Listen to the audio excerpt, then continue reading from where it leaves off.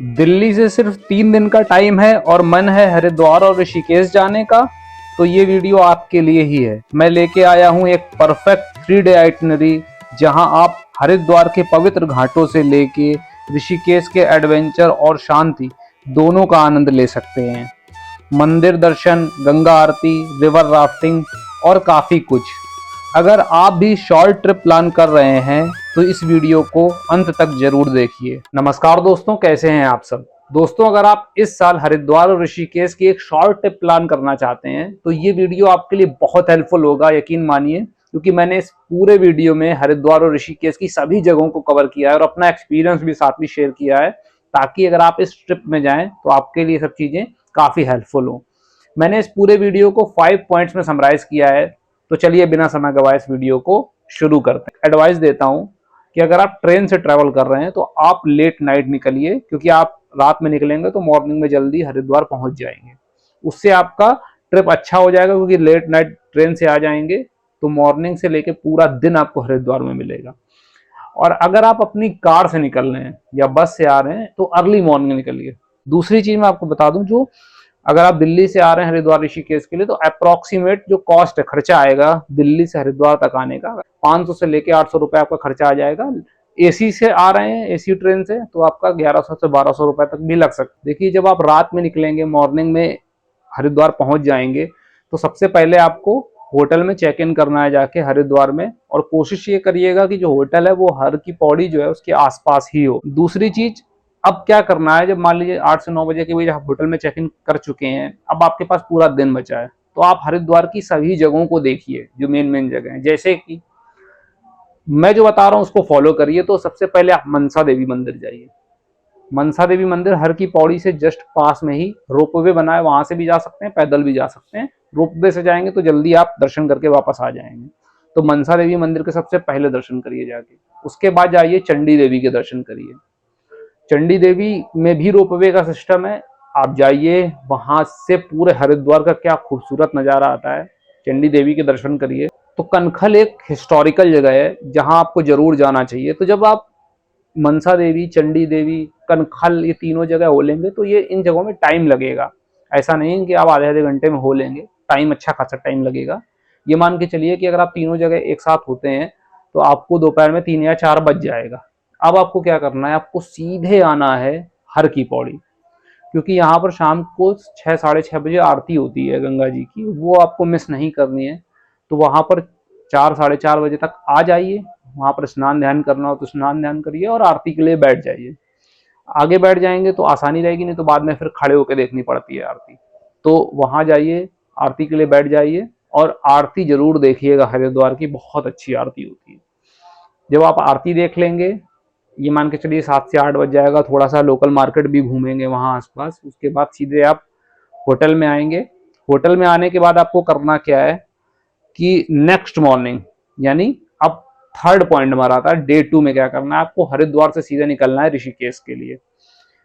कोशिश ये करिएगा जितनी जल्दी हो सके आप ऋषिकेश के लिए निकल जाइए। ज्यादा समय नहीं लगेगा, आधे घंटे में आप ऋषिकेश पहुंच जाएंगे हरिद्वार से। अपनी गाड़ी से है तो बहुत अच्छा है, अगर नहीं है तो बस हर 15-20 मिनट में ऋषिकेश के लिए हरिद्वार से मिल जाएगी आपको। बस पकड़िए या शेयरिंग टैक्सी पकड़िए, आप सीधे ऋषिकेश पहुंचिए।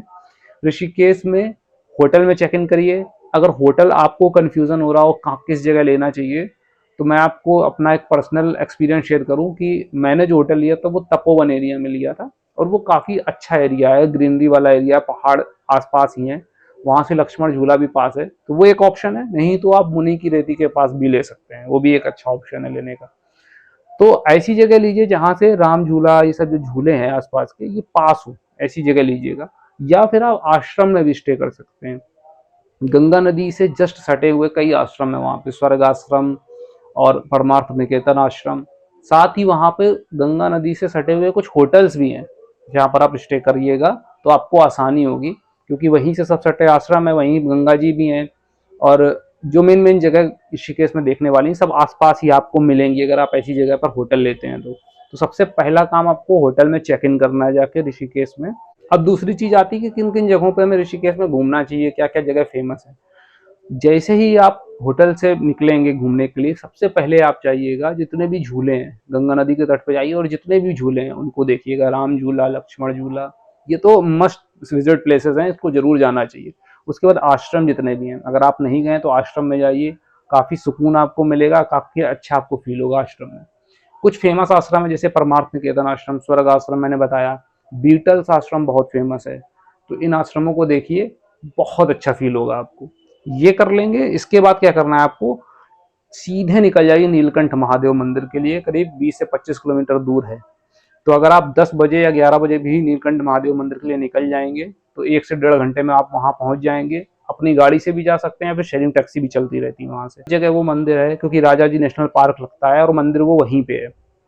काफी खूबसूरत जगह है, रास्ते तो उसके बहुत ही खूबसूरत हैं। दर्शन करिए, वहां से वापस जब आप आएंगे तो शाम हो जाएगी। शाम को सीधे निकल जाइए त्रिवेणी घाट। त्रिवेणी घाट में गंगा जी की बहुत अच्छी आरती होती है। त्रिवेणी घाट अगर नहीं जा सकते हैं, थोड़ा दूर लग रहा है आपको, तो आप परमार्थ निकेतन आश्रम भी चले जाइए। परमार्थ निकेतन जो घाट है वहां भी आरती होती है गंगा जी की, शाम को 6:30 से 7 बजे के बीच होती है। तो उस टाइम तक आप वहां पहुंच जाइए, आरती देखिए। आरती देख लेंगे तो आपका लगभग लगभग पूरा दिन ऋषिकेश का बहुत अच्छे से बीतेगा, क्योंकि आपने लगभग लगभग सारी जगह कवर कर ली होंगी। अब आपको क्या करना है, अब आपको स्टे करना है उस दिन ऋषिकेश में। तो 2 दिन आपने, एक दिन हरिद्वार में बिताया, दूसरा दिन ऋषिकेश में पूरा बिताया। अब थर्ड डे में क्या करिएगा, तो मेरा तीसरा पॉइंट है कि थर्ड डे में आप करिए ऋषिकेश में जो एडवेंचर एक्टिविटीज होती हैं। सबसे पहली होती है रिवर राफ्टिंग, बहुत फेमस है वहाँ की। तो अर्ली इन द मॉर्निंग आप बुकिंग कराइए और निकल जाइए उनके साथ। तो वो लोग क्या करते हैं कि ऋषिकेश से 15-20 किलोमीटर ऊपर ले जाते हैं, शिवपुरी एक जगह है, वहाँ आपको कार से ले जाएंगे, जीप से, और वहाँ पर आपको राफ्टिंग करवाते हुए ऋषिकेश तक लाते हैं। तो एक बढ़िया, अगर एडवेंचर एक्टिविटी का एक्सपीरियंस लेना चाहते हैं तो आप राफ्टिंग जरूर करिएगा। ऋषिकेश की रिवर राफ्टिंग वर्ल्ड फेमस है, बहुत फेमस रिवर राफ्टिंग है। दूसरी चीज, अगर आप और ज्यादा एडवेंचर के शौकीन हैं तो बंजी जंपिंग यहाँ की बहुत फेमस है। जंपिंग हाइट्स एक जगह है, वहां जाके बंजी जंपिंग होती है। इन दोनों का खर्चा बताएं ऑन एन एवरेज, तो ऋषिकेश की जो रिवर राफ्टिंग है वो 500 रुपए से स्टार्ट होती है। तो वो डिपेंड करता है कि आप कितने डिस्टेंस की कर रहे हैं। बंजी जंपिंग की बात करें तो इसका जो ऑन एन एवरेज कॉस्ट है वो मान के चलिए 2,000, 2,500, 3,000 इतनी भी जाती है।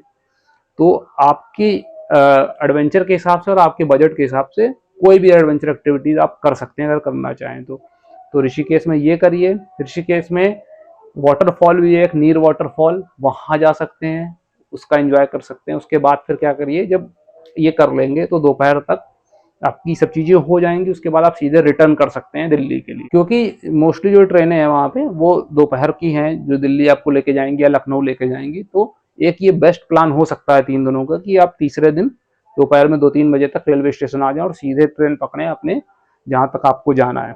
तो ये 3 दिनों का प्लान अगर आप फॉलो करें तो हरिद्वार ऋषिकेश की लगभग सारी जगह आप देख लेंगे अच्छे से और एडवेंचर एक्टिविटीज भी कर पाएंगे। अगर आपके पास एक्स्ट्रा टाइम है तो और भी जगहों को, कुछ हिडन प्लेसेस हैं जैसे ऋषिकेश में एक वशिष्ठ गुफा, उसको भी देख सकते हैं जाके, थोड़ा सा दूर है। कैंपिंग का आनंद भी ले सकते हैं ऋषिकेश में अगर आपके पास टाइम है तो और भी अच्छे तरीके से ट्रिप को प्लान किया जा सकता है अगर आपके पास 4-5 दिन का समय है तो, और आगे भी थोड़ा सा जाया जा सकता है। तो इस प्लान को आप जरूर फॉलो करिएगा। अब मैं अपने फोर्थ पॉइंट पे आता हूँ। फोर्थ पॉइंट है हमारा बजट ब्रेकडाउन का, कि कितना बजट खर्चा, कितना खर्च होगा। तो देखिए, ट्रांसपोर्ट एक चीज है, जरिया, मतलब एक जगह से दूसरी जगह जाने का। दूसरी चीज होटल के क्या खर्चे हैं। तीसरी चीज फूड के क्या खर्चे हैं। चौथी चीज एडवेंचर और साइट सीइंग के क्या क्या खर्चे हैं। अगर ऑन एन एवरेज सबका निकाला जाए तो ये मान के चलिए एक बजट ट्रेवलर अगर आप हैं तो इस 3 दिनों की ट्रिप को आप 10 से 12 हजार रुपए में कर लेंगे।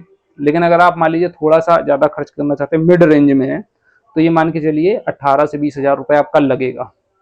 अगर आप लग्जरी ट्रेवल करना चाहते हैं तो फिर ऋषिकेश में लेमन ट्री भी है और अच्छे अच्छे होटल्स है। अलोहादा रिजॉर्ट करके भी एक होटल है, उसके चार्जेस लग्जरी वाले हैं 10 से 12 हजार रुपए पर डे के हिसाब से। तो ये मान के चलिए पर पर्सन आपका 25 से 30 हजार रुपए, उससे भी ज्यादा जा सकता है।